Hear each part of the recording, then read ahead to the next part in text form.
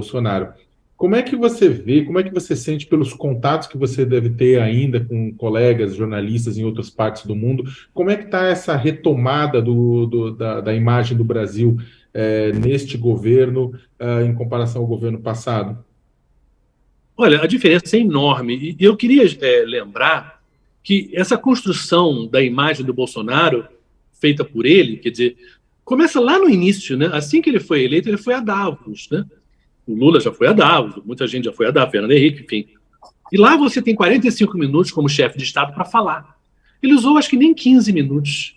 O Bolsonaro, eu acho que em parte ele brigou com o mundo porque ele não tinha o que dizer, entendeu? Ele não tinha o que propor, ele não tinha ideias, ele não tinha opiniões embasadas sobre problemas mundiais.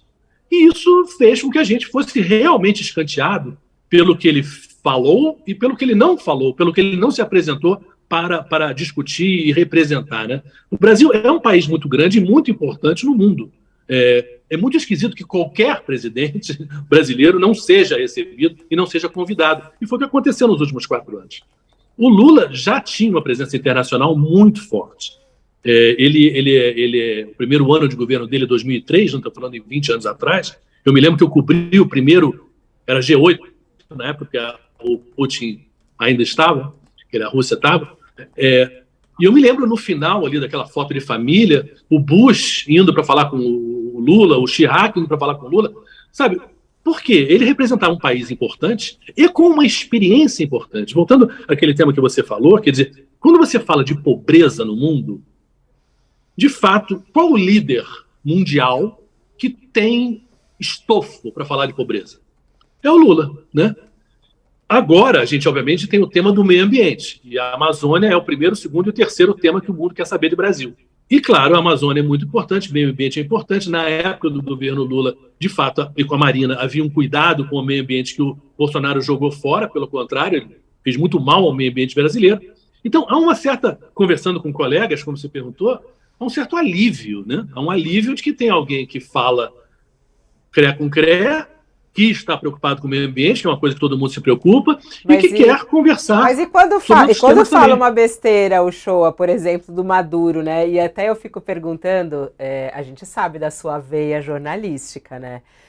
Você nunca deixou pergunta ali, né? Como é que vai ser fazer esse papel? Tá do outro lado nesse momento? Porque assim, claro, você tá lá como um jornalista, mas é um produto do governo, é uma comunicação oficial do presidente. A gente sabe disso. Você não tá ali como um repórter da TV Globo, como você foi por muitos e muitos anos. Como é que fica a tentação como jornalista, né? Por exemplo, agora que você está falando sobre a questão internacional, a fala dele, polêmica relacionada a Maduro, a fala relacionada à Ucrânia.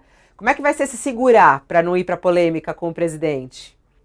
Olha, eu acho que a conversa ela será feita, quer dizer, quando aparecer o tema, e eu tenho a minha opinião sobre isso, até porque no caso da Ucrânia, eu conheço bem, fui 4 vezes à Ucrânia, conheço bastante daquilo ali, e acho que no caso da Ucrânia faltou uma melhor comunicação do Lula, no sentido de que, quando ele fala que o Zelensky tinha responsabilidade e que a imprensa leu como se fosse a mesma responsabilidade do Putin, não foi isso bem que ele disse, ou pelo menos não explicou como deveria ter explicado. Que eu acho claramente que ele não acha que o Zelensky tem a mesma responsabilidade do Putin. Seria um absurdo. Agora, que o Zelensky tem responsabilidade? Tem.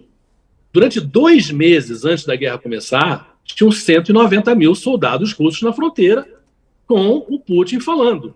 Ou você diz que, ou o Zelensky diz que não vai botar uma base da OTAN, ou a OTAN diz que não vai botar a base lá. É claro que a mídia, de maneira geral, e muitos líderes internacionais bateram o tambor da soberania. E é claro que o tambor da soberania deve ser batido. Mas se eu sou assaltado por algum ladrão que bota uma arma na minha cabeça e eu digo, mas a minha soberania, você não tem direito de fazer isso, e eu não entrego a minha carteira, eu posso sofrer uma consequência, certo? Então, dizer que o Zelensky não tem responsabilidade, considerando o horror que a Ucrânia está sofrendo e vai continuar a sofrer, é complicado. Em relação à paz, a ele propor a paz, eu acho importante. A Ursula von der Leyen esteve aqui ontem, A Europa está pagando uma conta altíssima por essa guerra em termos de preço de energia, preço do gás, preço de armamento, inflação. O mundo, né, está sofrendo com o negócio de fertilizante, preço de alimento, inflação. Tudo isso também tem a ver com a guerra com a Ucrânia. Então, achar que a Ucrânia vai ganhar uma guerra da Rússia é possível? É. Provável? Não é. Né? Por toda a ajuda do Ocidente, achar que uma população de 100 milhões de pessoas a mais que a Rússia tem, e com todo o petróleo que ela tem, todo o gás que ela tem, que ela vai perder uma guerra da Ucrânia, acho difícil. Acho difícil também dizer que a Ucrânia, que a Rússia vai ganhar da Ucrânia. Também acho que não vai ganhar, porque com toda a força do Ocidente dando arma ali, a Rússia não ganha da Ucrânia. Então, sobra uma coisa um pouco lógica, né?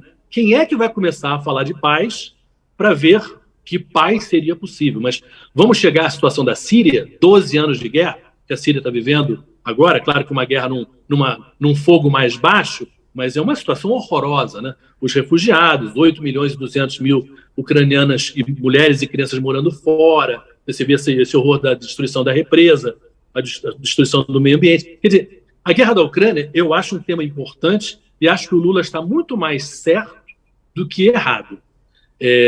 Eu acho que ele talvez pudesse ter explicitado melhor, explicado melhor a posição dele. Mas eu acho importante falar de paz. Em relação ao Maduro, voltando à tua pergunta, já o Maduro, eu acho que ele, digamos assim, era importante que a Venezuela voltasse? Era importante. Mas eu acho que ele passou muita manteiga no pão, digamos assim. Não precisava ter elogiado tanto, porque o Maduro tem coisas que não merece mesmo essa manteiga toda. E eu acho que eu comentaria e perguntaria à vontade, quer dizer, eu acho que eu não estou ali para puxar o saco do Lula, eu estou ali para mostrar, ajudar o Lula a passar informações dele. Algumas eu vou concordar, outras eu não vou concordar, e é da vida. E eu sou assim, eu brinco com pessoas que me cobravam posições políticas, eu falei, eu não concordo com tudo que a Tereza, minha mulher, fala, e eu não estou casado com ela há 41 anos. Então não vai ser outras pessoas ou outras mídias que eu sou obrigado a concordar com tudo. É muito curioso o show, porque até aqui nos bastidores as pessoas mandando mensagem, falam assim, nossa, é tão interessante ver os jornalistas da Globo, né, que eram da Globo, porque você sempre vai ser, né, essa imagem que as pessoas têm, né, e falar dando a opinião, trabalhando com o governo Lula, fazendo a live, então assim, como é que você se sente desse lado aí? Olha, eu tive muito prazer em trabalhar na Globo. Agora, a minha carreira na Globo ela foi muito ancorada em duas áreas que eu ficava um pouco protegido do lado que eu diria que eu não concordo tanto com a Globo. A minha área foi muito internacional e muito esporte, né? E no esporte, na área internacional, digamos assim, as minhas opiniões ou a minha maneira de ver, e eu não acredito num jornalismo que não mostre, de certa maneira, o seu um pouco para que perguntas você faz, quem você escolhe para ser entrevistado, tudo isso já é uma decisão, né? Já é uma decisão política. Então, eu acho que eu fiquei um pouco fora, digamos assim, dessa crítica que se faz, muitas vezes com razão, à cobertura jornalística da Globo.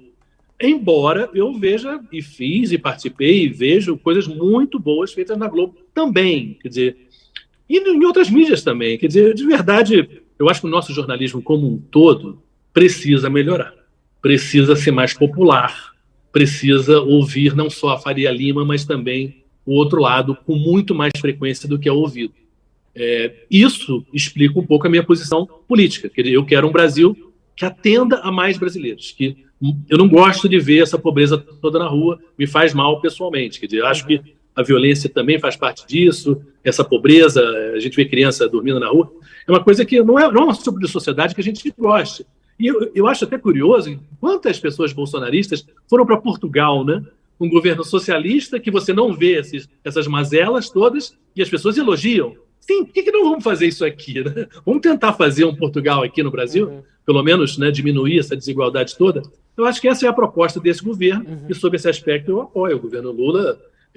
Votei no Lula, mas lá atrás já votei no Fernando Henrique, já votei, sabe? Então, eu sou uma pessoa que estou aqui como todo mundo, né? Escolhendo e mudando de opinião como todo mundo.